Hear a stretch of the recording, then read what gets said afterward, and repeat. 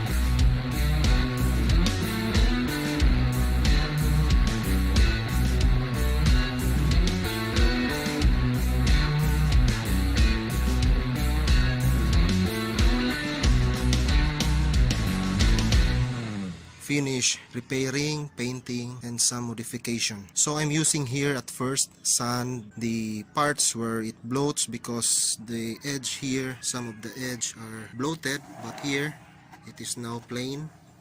There, there.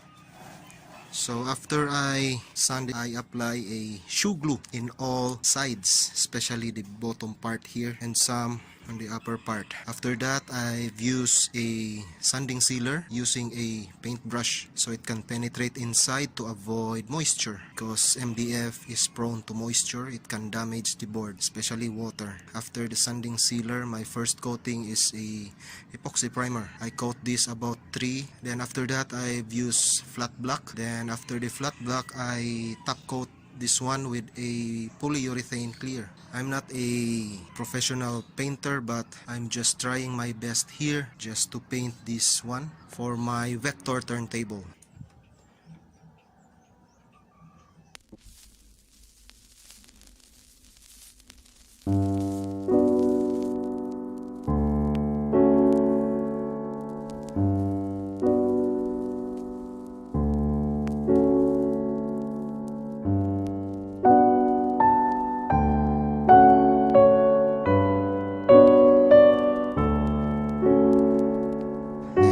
Subscribe to my channel. As always, thanks for watching.